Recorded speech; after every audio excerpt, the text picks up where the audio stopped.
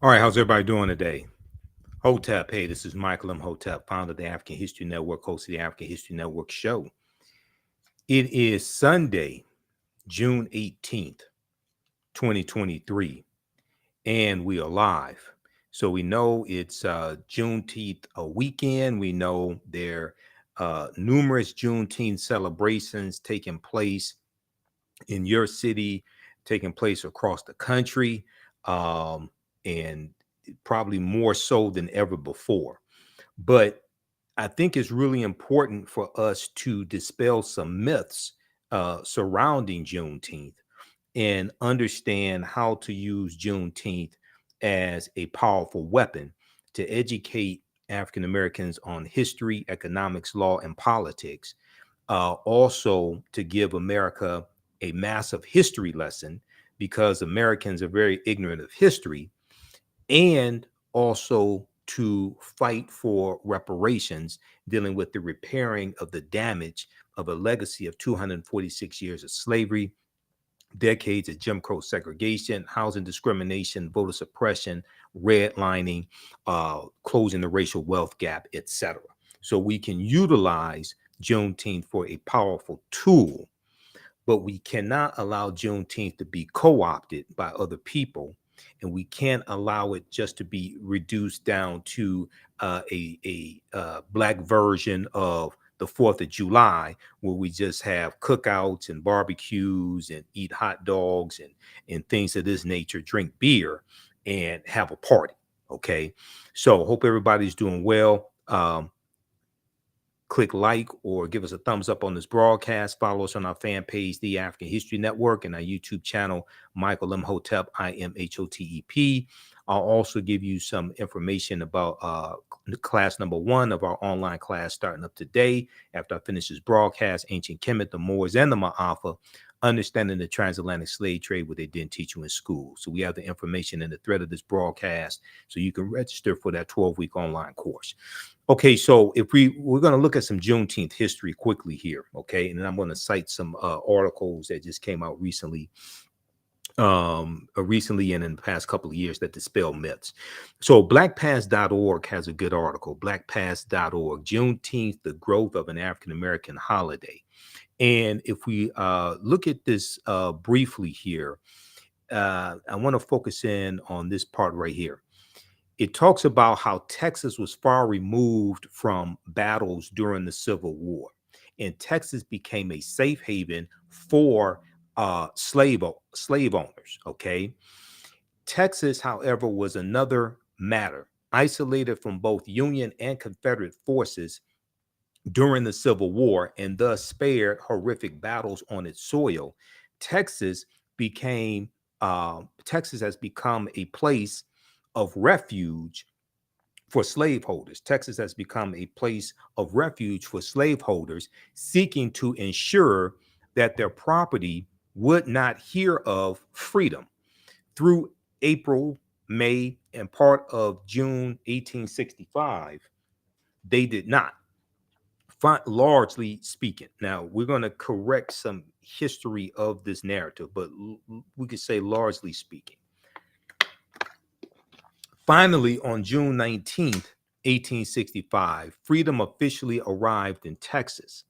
One day before, on June 18th, 1865, Union General, Major General Gordon Granger, and 2,000 federal troops, mostly African American men, landed on the beach at Galveston, Texas, to take control of the last unoccupied Confederate state, which was Texas. Okay, so it took military force to bring Texas back into the Union. And General Order number 3 is enforcing the Emancipation Proclamation. Now, the Emancipation Proclamation did not legally free the enslaved Africans. The Emancipation Proclamation did not legally free the enslaved Africans, okay? It's going to be the 13th Amendment, which is ratified December 6, 1865. We're going to get to that in just a minute. We'll come to that in just a minute because this is more misinformation that's floating around. Now, the following day, June 19th, Major General Gordon Granger read the contents of General Order number 3 from the balcony of Ashton Villa in Galveston, Texas. And I've actually seen a picture of Ashton Villa. It's still standing there. Okay. His proclamation announced in part. Okay. So it's important to read these documents. I spoke for Hood Research here in Detroit yesterday. On Saturday, Friday, I spoke out in Mount Clemens, Michigan. And I actually read what General Order Number 3 says. Most of what we know about General Order Number 3 and Juneteenth stops with the first sentence. It says, quote, "The people of Texas are informed that in accordance with a proclamation from the executive of the United States," that would be Abraham Lincoln, but Lincoln's assassinated at this point. He's assassinated. He shot April 4th, 1865 at the Ford Theater. And then he dies the next morning, April 15th, 7:22 a.m. He's shot by John Wilkes Booth. Okay. But Lincoln signs the Emancipation Proclamation. He issues that January 1st, 1863. Okay. With a proclamation from the executive of the United States, all slaves are free. Now, one of the myths is that the way this story is told, they stop right there. All slaves are free. They don't read the rest of what General Order Number 3 says. Okay. General Order Number 3 goes on to say, and I want to zoom in on this because I don't want people to miss this. Okay. It goes on to say, this involves an absolute equality of personal rights and property rights between former masters and slaves, and the connection heretofore existing between them becomes that between employer and hired labor. So they're announcing that the slaves are free in Texas, but they're going to tell them to stay on the plantations and to seek wages from your former slave masters. Okay. Now, I don't want people to misunderstand. I'm not saying we should not celebrate and commemorate Juneteenth. I'm saying when we have these celebrations, we have to deal with the real history surrounding Juneteenth. We have to correct the history of Juneteenth and protect the history of Juneteenth. And we have to have information and teachings that are incorporated into our celebrations that deal with history, economics, law, and politics. Remember the acronym HELP: history, economics, law, and politics. All that has to be incorporated into our Juneteenth celebrations. At the same time, Juneteenth takes place in the month of June. June is Black Music Month and has been Black Music Month going back to 1978-79.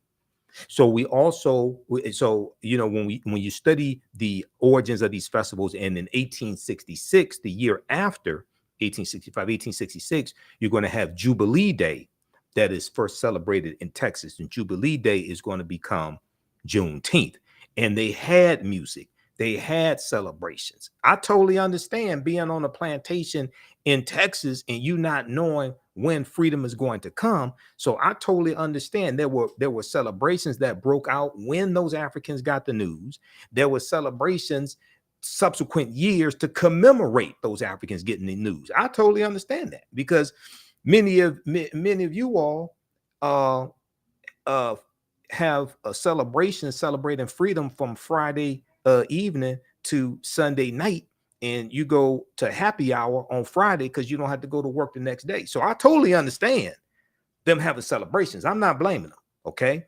But it's important for us to really understand this history of what happened, and then the history that happens after 1865, when we go into the Reconstruction era, 1865, 1877, where you have advances that African Americans are making, and then we have a reversal of those advances with the Compromise of 1877 between Rutherford B. Hayes and Samuel J. Tilden. And Rutherford B. Hayes, the candidate for president, the Republican candidate for president, agrees to remove the Union troops out of the South who were to a certain extent enforcing the new rights that African Americans had. And this allowed the white supremacists, this allowed those Democrats, those of the Southern Democratic Party, the Southern Democrats, this allowed them to take back full control of the state legislatures, of the state government, of the local government, and continue the domestic terrorism against African Americans. And then we go into the Jim Crow era, okay? And then we go into the Great Migration, 1915, 1970. So we have to understand this chronology of history that brings us to where we are today.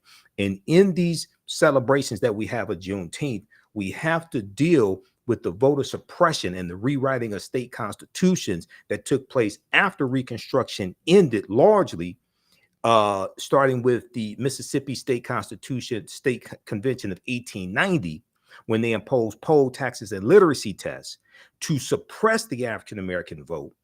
And this became known as the Mississippi Plan, which became the model that other former Confederate states used to rewrite their state constitutions, to impose poll taxes, literacy tests, property ownership requirements to be able to vote, grandfather clauses, things of this nature, okay?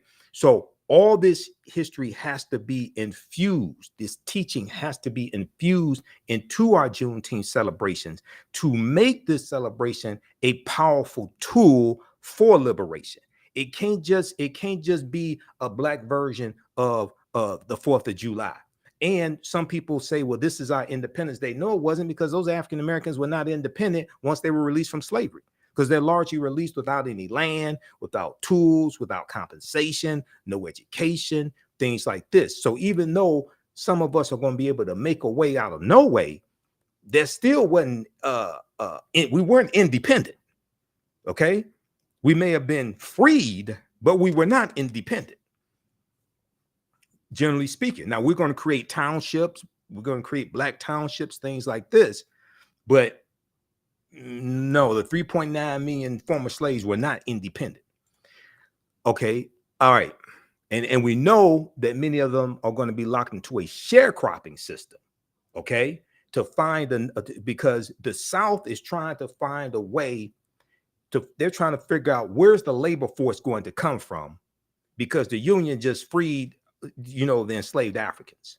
Okay, so where's the labor force going to come from? So the sharecropping system is going to re-enslave many of those Africans after the 13th Amendment is ratified December 6, 1865, which legally ends chattel slavery. All right, so let's continue here.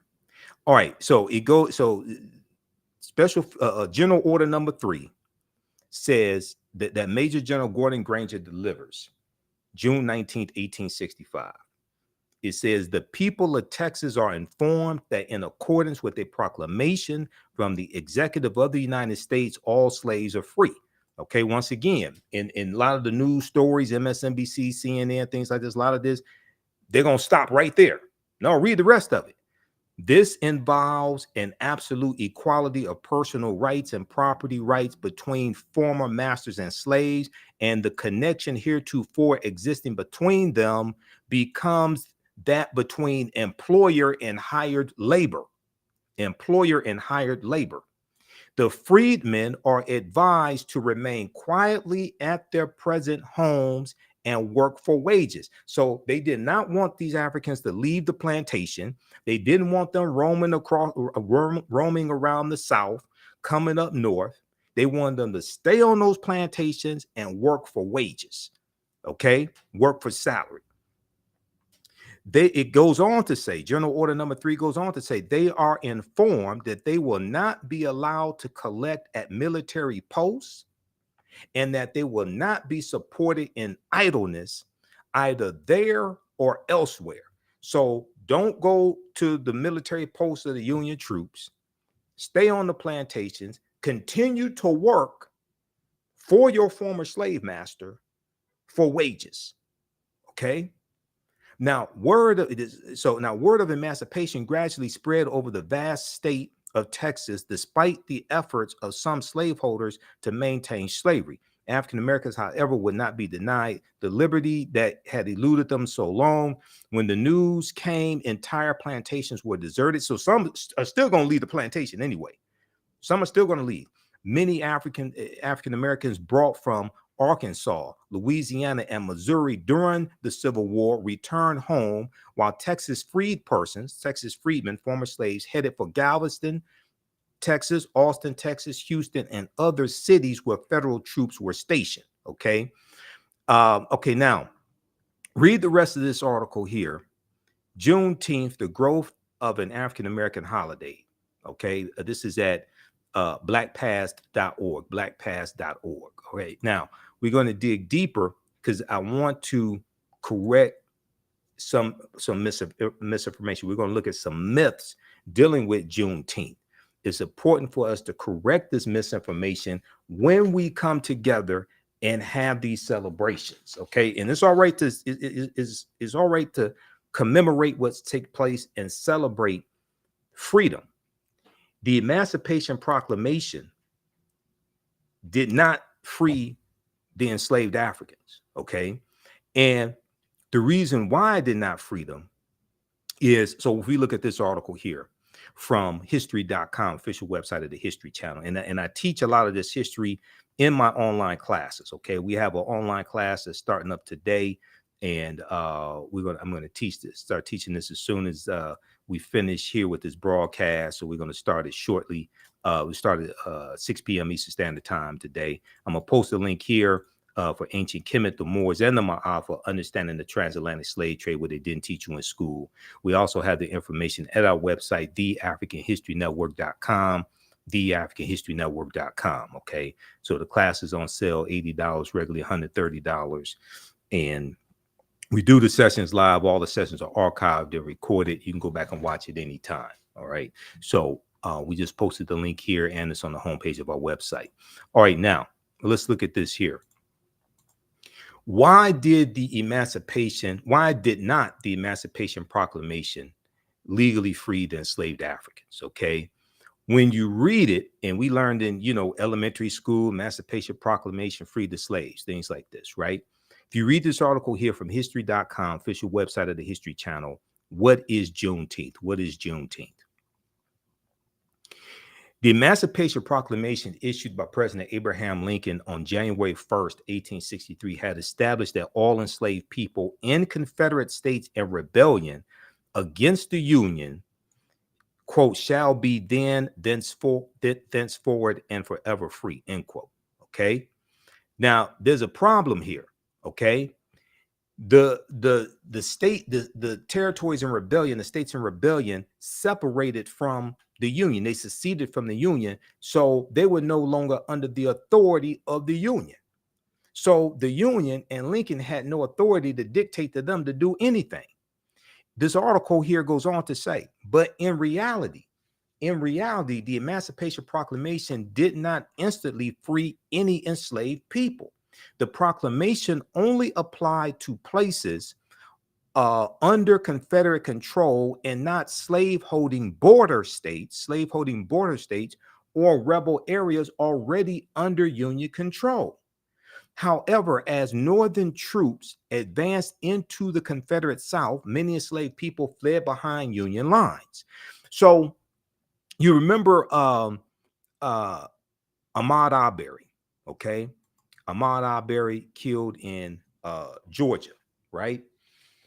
And the three white men that killed Ahmaud Arbery, they said that they were trying to effectuate a citizen's arrest. Now, they concocted that story after they originally did not tell the police that when the police arrived on the scene. They concocted that story later. Okay. They said they were trying to effectuate a citizen's arrest. All right. Now, when you study Georgia, okay, and the citizen's arrest law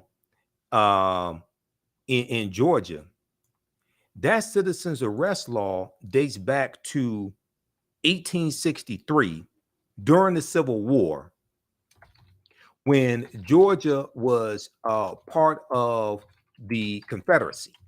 Okay, there's an article that I want to pull up.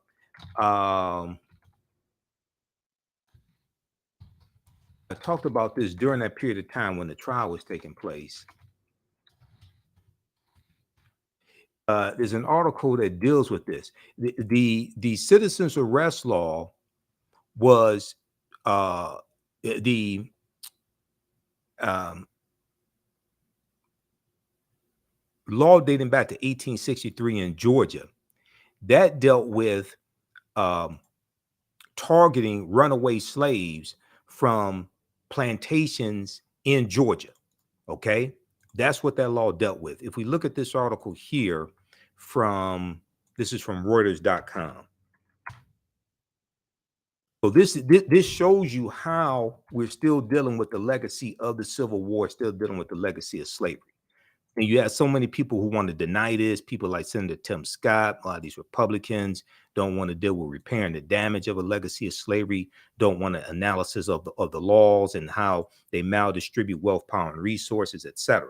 Okay, slavery era Georgia law, it in focus in trial over Ahmaud Arbery's killing. This is from Reuters.com, Reuters, October 27, 2021.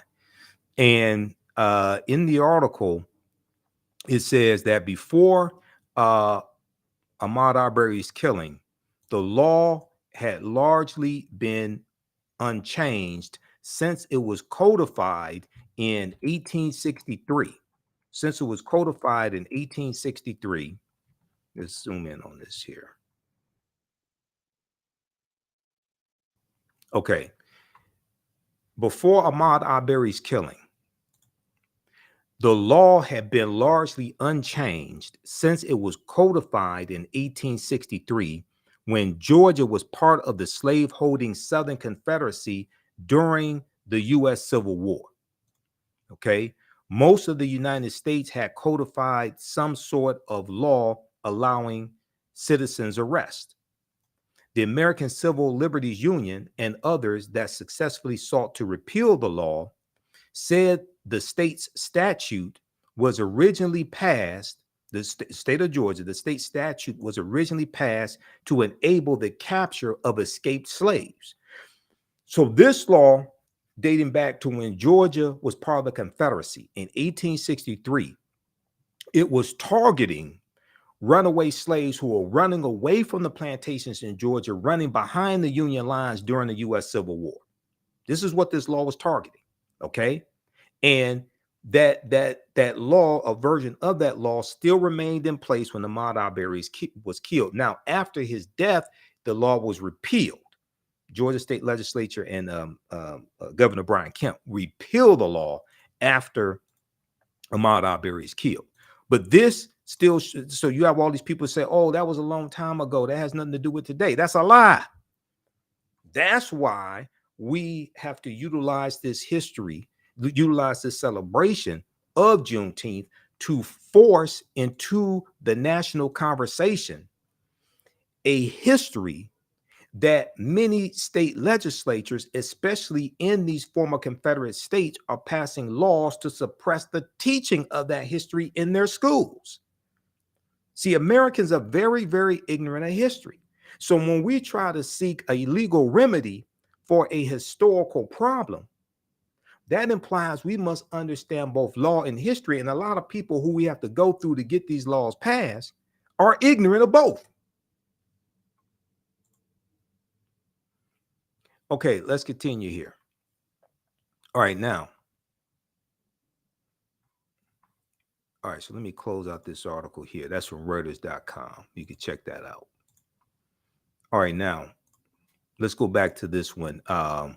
Okay, so I want to go to, so we look at the one from blackpast.org, okay, just to get some general information on Juneteenth. Now, let's go back and look at this one from history.com, okay.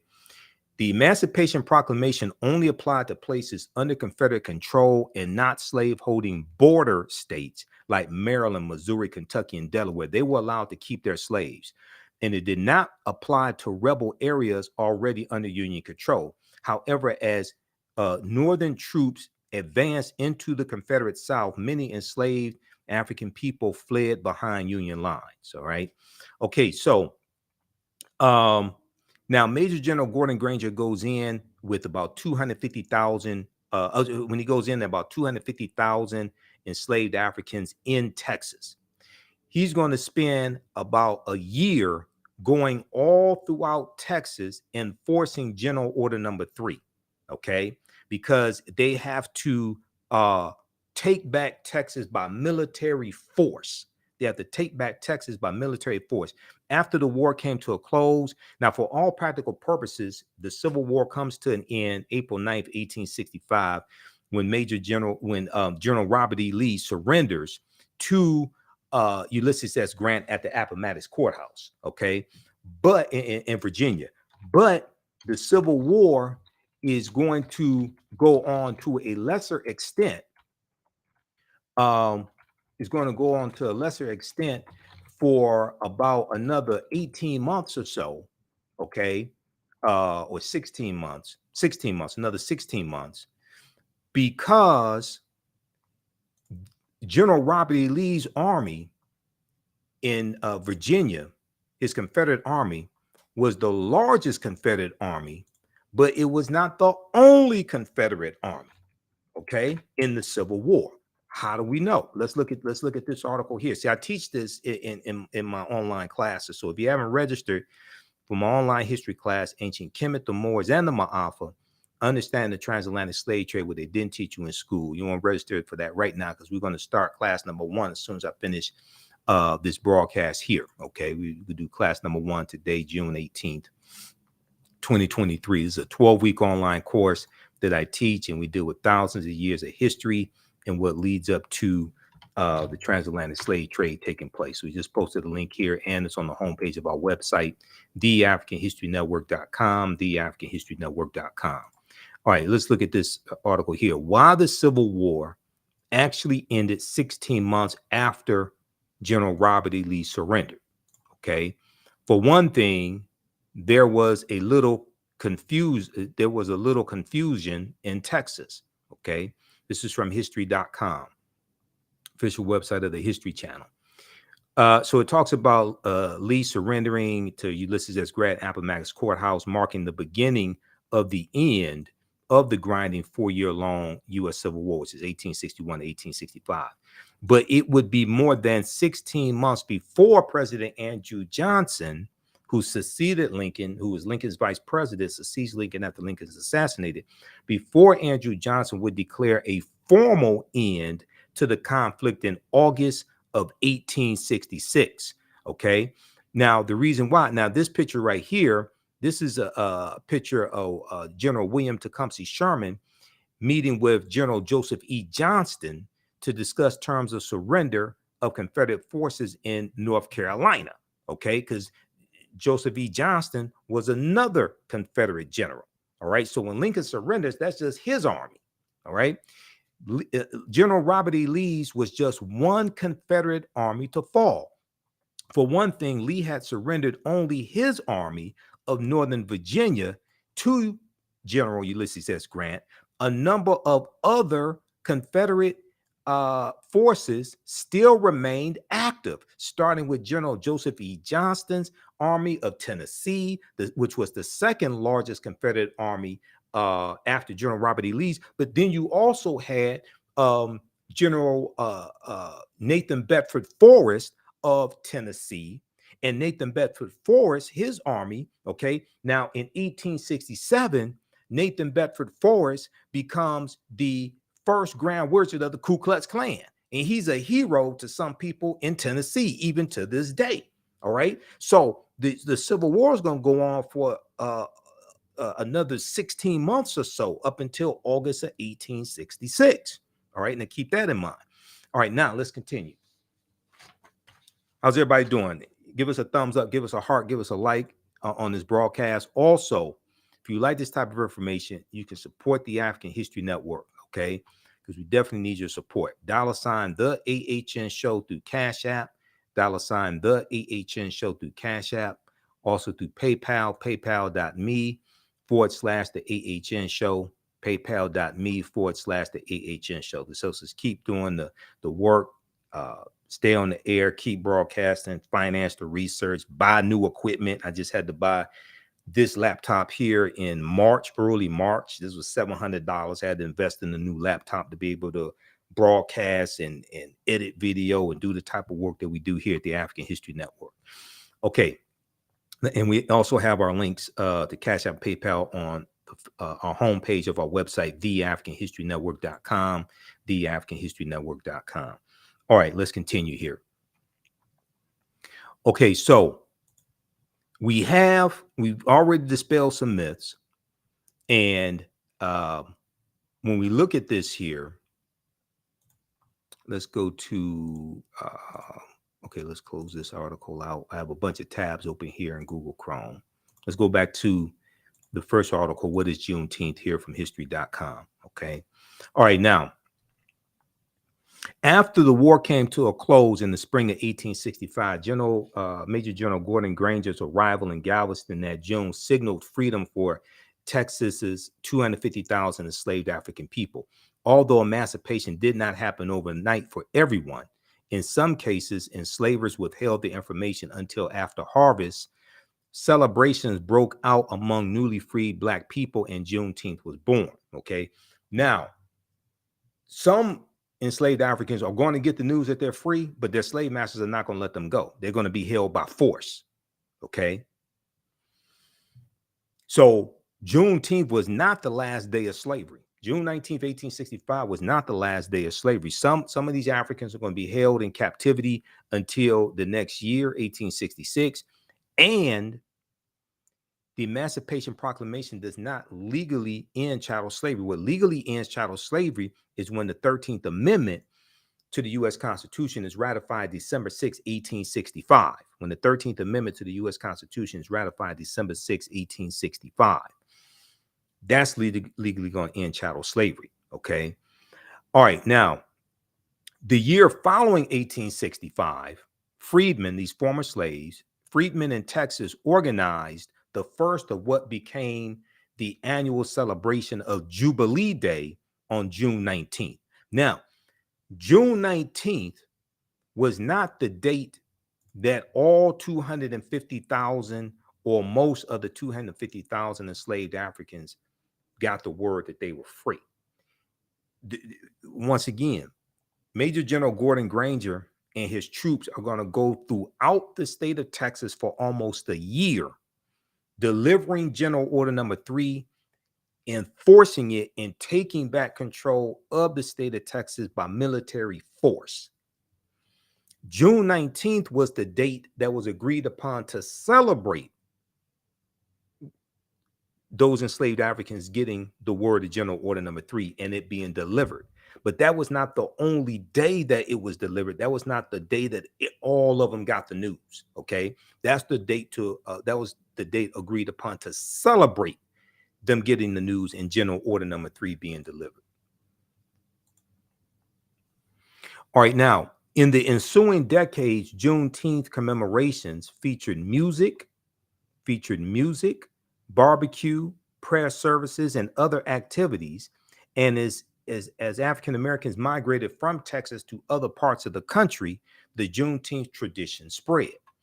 In 1979, Texas became the first state to make Juneteenth an official holiday.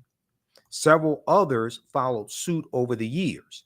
In June 2021, Congress passed a resolution establishing Juneteenth as a federal holiday.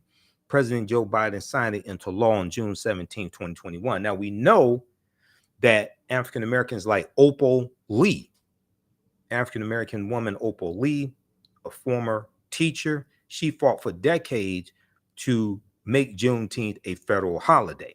Okay, so we don't want to leave out the African Americans who fought for this, and also Representative Sheila Jackson Lee from Texas sponsored this bill in the House of Representatives. Okay, so somehow the African Americans that fought for this get left out of the conversation, and some people just want to say, oh, President Joe Biden just signed it into law. No, this was a long hard fight, and I saw some misinformation floating around. President Joe Biden gave this to us, or he chose this holiday for us. No, he didn't. That was a fight that's been taking place for years. And go back to 2020. They tried to get the bill passed in 2020 after George Floyd was killed, because in June 2020, when Juneteenth was celebrated, there were a lot more people celebrating it, because that was the month after George Floyd was killed, May 25th, 2020. And they tried to get the bill passed then to become a federal holiday, but it was blocked in the Senate by Senator Ron Johnson of Wisconsin, who cited the cost of another federal holiday, because that's a paid day off for federal workers, so you have to pay them. He said he wasn't racist. He just cited how much it would cost to have another federal holiday, a paid federal holiday, a paid day off. Now, in 2021, he didn't object to the bill. If I remember correctly, he turned around and voted for the bill, the same bill that he blocked in 2020. Okay, but oftentimes we give white people too much credit for efforts that we organize to force to bring into existence. Okay, all right, now I want to look at a few more myths here, and then I got to get out of here and teach this class also. All right, now let's look at this article here. I was reading this article from historian Peniel Joseph. This is called "The Story We've Been Told About Juneteenth Is Wrong." The story we've been told about Juneteenth is wrong. All right, and this is from Texas Monthly, TexasMonthly.com. Yes, TexasMonthly.com. This one right here. It's a really, really good article, and I've been studying the history of Juneteenth for years. I have lectures on it, so if you go to my website, I have a 2.5-hour lecture that you can order, and we also have it in a digital download format, TheAHNShow.com. Okay, that deals with Juneteenth history, Emancipation Proclamation. We deal with a lot of history there. Okay, the story we've been told about Juneteenth is wrong. And let me zoom in on this here. And I want to pick this up on page 3, looking at the stories of how General Order Number 3 was relayed to Galveston's Africans in Galveston Valley. Let me see. Let me scroll down just a second here. Let's go to this here.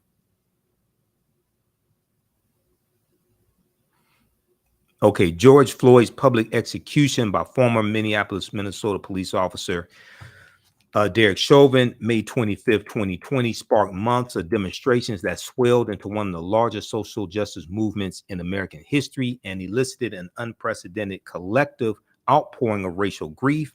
Against this backdrop, I was one of many who began to examine Juneteenth anew.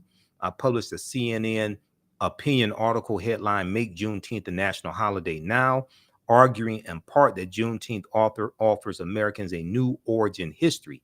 Black people are largely absent from our national narratives. Juneteenth, I suggested, offered the opportunity to correct that. But we have to correct the history of Juneteenth and protect the history of Juneteenth. Okay. Now, yet the real history of Juneteenth remains largely unknown. The myriad ways in which Black freedom was persistently sabotaged, beginning with Major General Gordon Granger's original order and continuing through today, at a moment when our national narrative is hotly contested. The teaching of history is under attack. The teaching of history is under attack, which lends more urgency to an earnest reckoning with the meaning of Juneteenth, what we are celebrating when we observe it, and should we be celebrating it at all? Is it actually an indictment of America, a repudiation of the 4th of July, or as Dr. Ishaka Musa Barashango called it, the 4th of July? He wrote the book, African People and European Holidays and Mental Genocide, Dr. Ishaka Musa Barashango. Is it a day worthy of veneration, of shame, or of both? Okay, so then he goes in and says, when Major General Gordon Granger first sailed into Galveston, Texas in June 1865, he was accompanied by roughly 2,000 troops, 2,000 Union troops. At the time, Galveston was the most populous city in Texas, with a bustling and lucrative port managed partly by Black workers who transported goods and gossip from around the world, from around the world.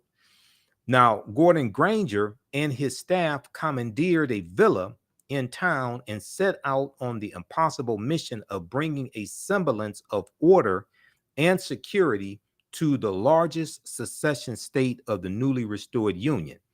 The mood was dark, with cities and rural hamlets still reeling from the physical and economic devastation wrought by the war, because the South is largely devastated by the Civil War. Okay, so about a month earlier, the Confederate Army had won a battle at Palmito, P-A-L-M-I-T-O, Palmito Ranch outside of Brownsville. That clash, the last major action of the Civil War, had been waged more than a month after General Robert E. Lee's surrender in Virginia. So once again, the Civil War did not come to an end April 9th, 1865. Okay, it's still going to go on to a lesser extent, and it's going to go on till August of 1866. Without the forceful appearance of Union soldiers, Black Texans had remained imprisoned within the conclusive clutches of a dying Confederacy. Without the forceful appearance of Union soldiers, African American Texans had remained imprisoned within the convulsive clutches of a dying Confederacy. Okay, the stories of how General Order Number 3 was relayed to Galvestonians vary, but Major General Gordon Granger likely read the order aloud in a public meeting designed to spread the message to as many people as possible. The words, quote, "all slaves are free," end quote, served as a declaration of independence for some and a provocation to others. Granger and his Union troops often encountered a violent, anxious, fearful, and vengeful white population, including Confederate soldiers and sympathizers who engaged in reckless attacks and looting in parts of Texas. So when we have these celebrations of Juneteenth, we need to deal with the real history. And we need to talk about the white domestic terrorism that was taking place in Texas even after General Order Number 3 was delivered, which is why you needed military force to enforce General Order Number 3 and to bring Texas back into the Union. Okay, Juneteenth can't be about watermelon and hot dogs and red pop and all this. We got to deal with we have real work to do when we have these Juneteenth celebrations. Major General Gordon Granger and his Union troops often encountered a violent, anxious, fearful, and vengeful white population, including Confederate soldiers and sympathizers who engaged in reckless attacks and looting in parts of Texas. General Gordon Granger's order was based loosely on President Abraham Lincoln's Emancipation Proclamation. Now, the 13th Amendment to the U.S. Constitution, which made slavery unconstitutional, was not ratified until December 6, 1865, as we already talked about. Now, the order, General Order Number 3, first declared that the formerly enslaved people were free based on, quote, absolute equality and personal rights and rights of property, end quote, between Black people and those who have presumed legal ownership of them. This is the happy news upon which most Juneteenth celebrations are based. This is the happy news upon which most Juneteenth celebrations are based. It's also an oversimplified tale of what happened that day, okay, and subsequent days. because everybody, they didn't go all throughout Texas in one day. They were on horseback, not Escalades. They didn't go all throughout Texas in one day.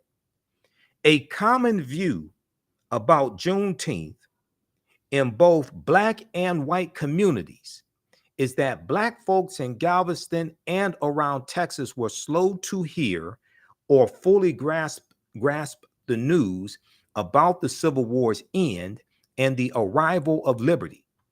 This is the story, historian Peniel Joseph, who wrote this article, he's saying this is the story that he was told in church, but that's not entirely true.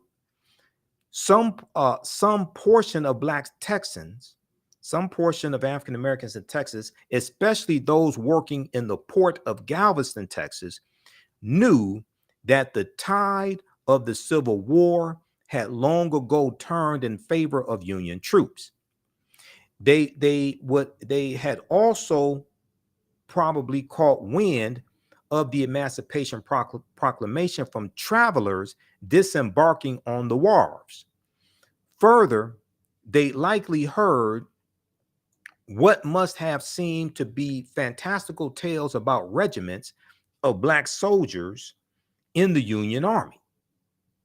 News of the impending freedom had almost certainly reached other parts of Texas when enslaved African Americans from the Deep South were transported to the Lone Star State during the war, because Texas was a safe haven for slave owners. So you had slave owners coming from surrounding states, Mississippi, Alabama, Georgia, Louisiana, taking their slaves into Texas, okay, getting away from the Union troops in those surrounding states, all right? And they're going to be taken by force. So Texas was a safe haven for white slave owners fleeing Louisiana and other areas of the Confederacy being conquered by Union troops. But the news held little practical meaning so long as the state remained under Confederate control. The arrival of some 2,000 federal troops appeared to mark an end to white rule over Black Texans. But General Gordon Granger's order limited and undermined the very freedoms that it promised. The relationship between former masters and enslaved people would now evolve into a vague contract between employers and hired labor. Quote, the freedmen are, so this is directly from General Order number 3, quote, the freedmen are advised to remain quietly at their present homes and work for wages, end quote, read the order. But how could Black Texans enjoy freedom while remaining on plantations? How could Black Texans enjoy freedom while remaining on plantations? Would they be allowed to leave, travel, or reunite with loved ones? Were they forbidden from becoming entrepreneurs and landholders? Furthermore, now, as we already said, some of them are going to leave anyway. Some of them are going to leave the plantations anyway. And there are going to be celebrations that broke out. And I totally understand the celebrations. I'm not mad at them for having celebrations, because even though 100% of freedom didn't come, if you think you may die a slave, and now you see a light at the end of the tunnel, okay, you're going to have a celebration. I totally understand that. Furthermore, Black men and women were warned not to flock to military posts. Since 1863, when Black men were allowed to enlist in the Union Army, its military posts have become beacons for freedmen. The sight of blue uniforms liberating secessionist territories often meant the promise of food, clothing, and reading materials. General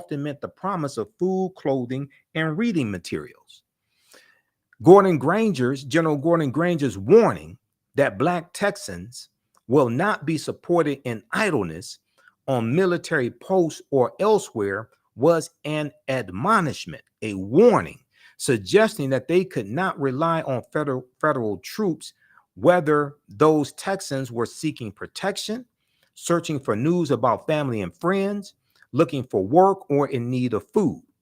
The troops were there to enforce liberation, but they would not necessarily support those trying to carve out a new life. All right, now this is why even after General Granger arrived, many Black folks responded to the news of freedom cautiously. Many Black folks responded to the news of freedom cautiously, fearing reprisals, fearing backlash from white people in Texas. Yet, as word spread, some did walk away from plantations. Others rejoiced, exulted, and stayed put while planning their next moves. Fears among Black Texans were often borne out. Fears among Black Texans often came true.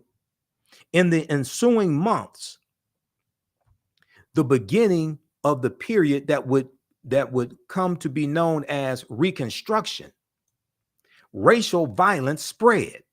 In one town, white Texans whipped dozens of formerly enslaved African people who celebrated the news of emancipation too enthusiastically. See, now this type of history needs to be incorporated into Juneteenth celebrations. It can't just be we're celebrating Freedom Day. Everybody didn't get freedom. And then you have to also talk about the white domestic terrorism that came about while we were celebrating a little bit of freedom that we did get. And you got to deal with that history that happens from 1865 to 1877. We have to deal with a continuum of history, not one date out of history. We have to deal with a continuum of this history that leads us up to where we are today. Juneteenth can't be a party. We can have a celebration while we incorporate history, economics, law, and politics into that celebration. Okay? How's everybody doing? Give us a thumbs up, give us a heart, give us a like on this broadcast. How you all like this type of information? Okay? If you're just joining us, I'm Michael Imhotep, founder of the African History Network, host of the African History Network show. I'm a talk show host, researcher, lecturer, writer, and historian. So it's Monday, June 18th, 2023. And as soon as I finish this, I'm going to teach class number 1 of my online history class, Ancient Kemet, the Moors, and the Ma'afa, Understanding the Transatlantic Slave Trade, what they didn't teach you in school. We're going to start with, we'll do an overview of class number 1. I'll give you some information about that here as well. And I'm doing my radio show tonight, the African History Network show. We do that Sundays, 9 p.m. to 11 p.m. Eastern Standard Time on 9:10 a.m. Superstation WFDF.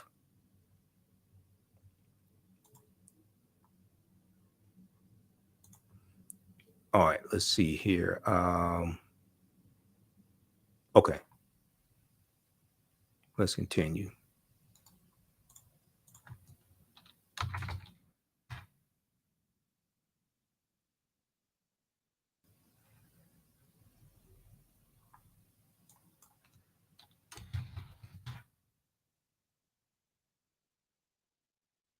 All right, let's continue here. All right, now, white attacks against free Black people ranged from verbal harassment and intimidation to physical assaults, even murder.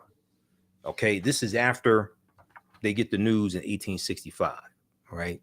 Black Texans in Galveston and other parts of the state navigated a new landscape, at times more dangerous and volatile than the one that they had left behind, than the one they left behind, slavery. Because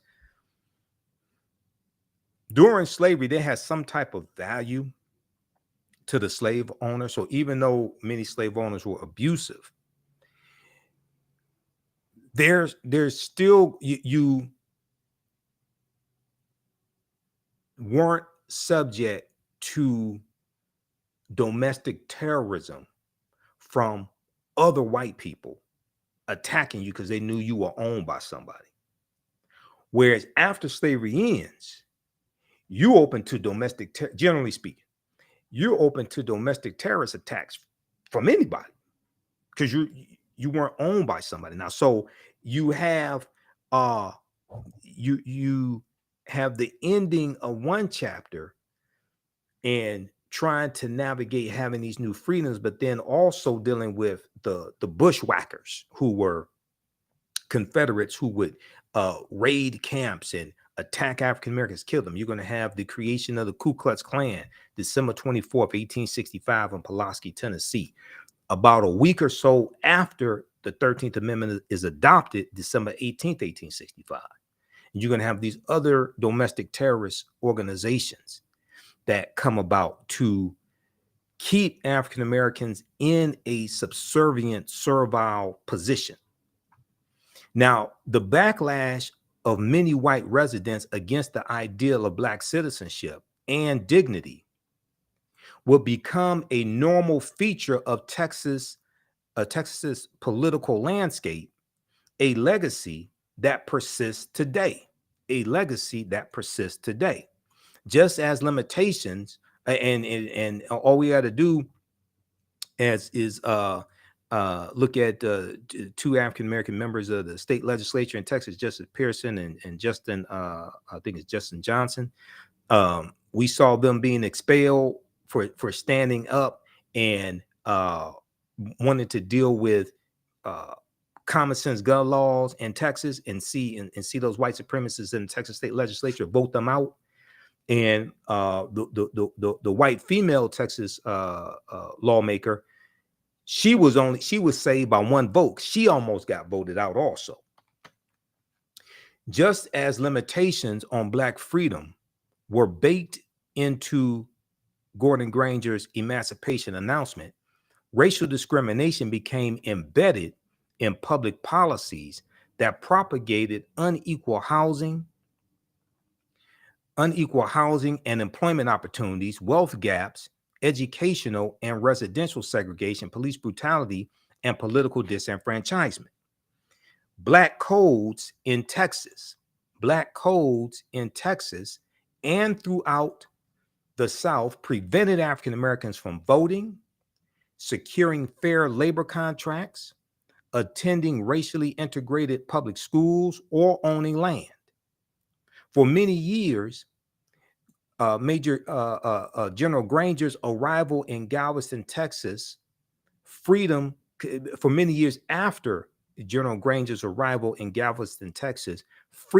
not be publicly enjoyed in some parts of Texas, even on Juneteenth itself.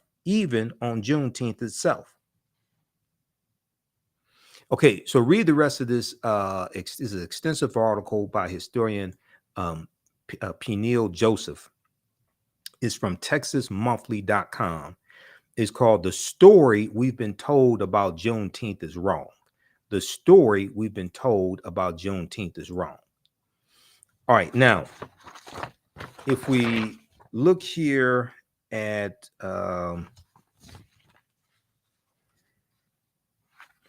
let's see here. Okay, so that deals with dispelling some of the myths dealing with Juneteenth. There's also another article that you can check out. This is from a couple of years ago. This is from the Washington Post. This is called 5 Myths About Juneteenth. No, it's not the only celebration of emancipation. 5 myths about Juneteenth, okay? Because they mention in here, there's a celebration of emancipation older than Juneteenth by a couple of years. And that is in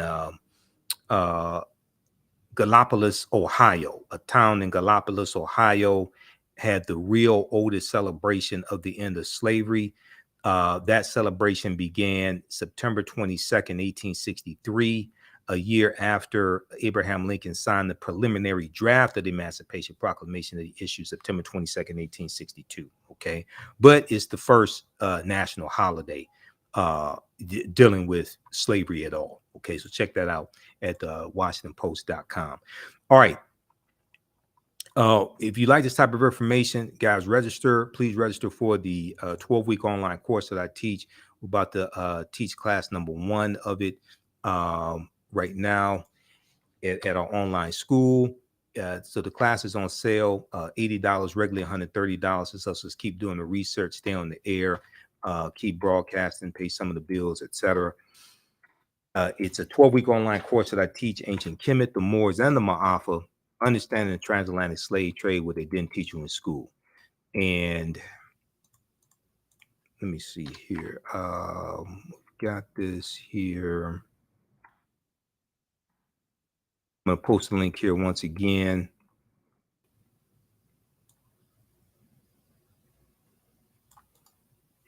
You can use this information with your children. I would say the content is PG-13. We do a PowerPoint presentation, our book references, articles, video clips. We do the sessions live. All the sessions are archived and recorded, so you can go back and watch it anytime. The normal day of this class is going to be on Saturdays, 2 p.m. to 4 p.m. Eastern Standard Time. That's the normal date and time. When we have these holidays like this, you know, and holiday weekends, everything gets thrown off. Let's see here. And let's see if we can show this here. How'd you all like this type of information? Did you learn anything today? Be sure to listen to the African History Network show on Sundays, 9 p.m. to 11 p.m. Eastern Standard Time. We broadcast on 9:10 a.m. Superstation WFDF, and our Facebook fan page, The African History Network, The African History Network, and our YouTube channel, Michael Imhotep, Imhotep.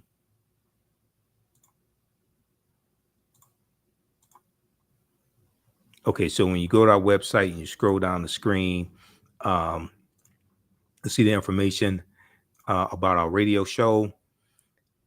Sundays, 9 p.m. to 11 p.m. Eastern Standard Time. PayPal, Cash App information. This is our official Cash App account, $ TheAHNShow, $TheAHNShow. When you go to it, it'll say Michael. It may show my picture there. Click right here for Cash App. Takes you to our Cash App QR code also.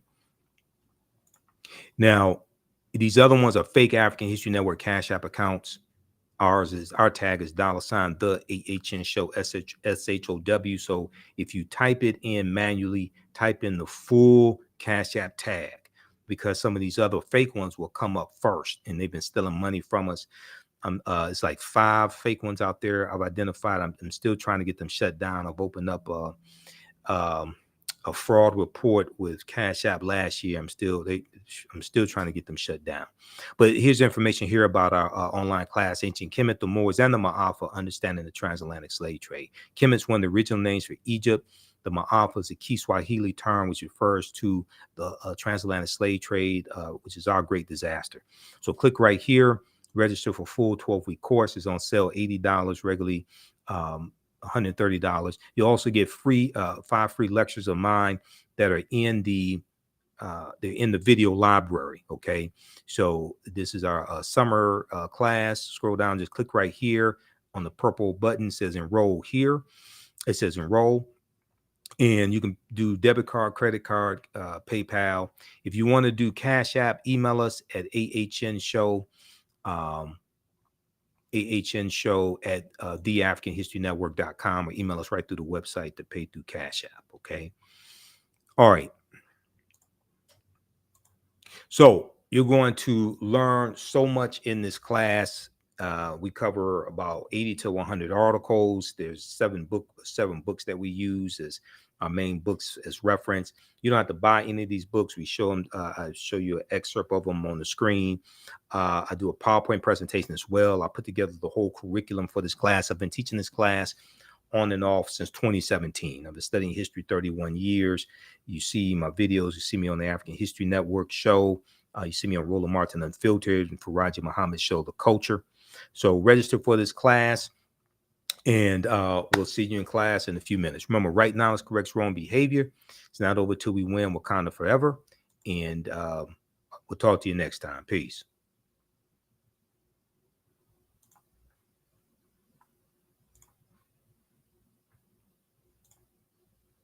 All right. Hopefully you all learned a lot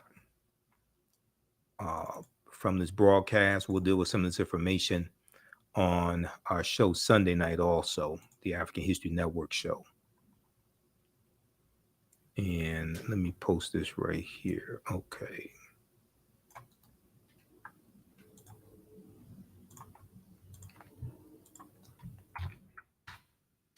All right. We'll see you in class.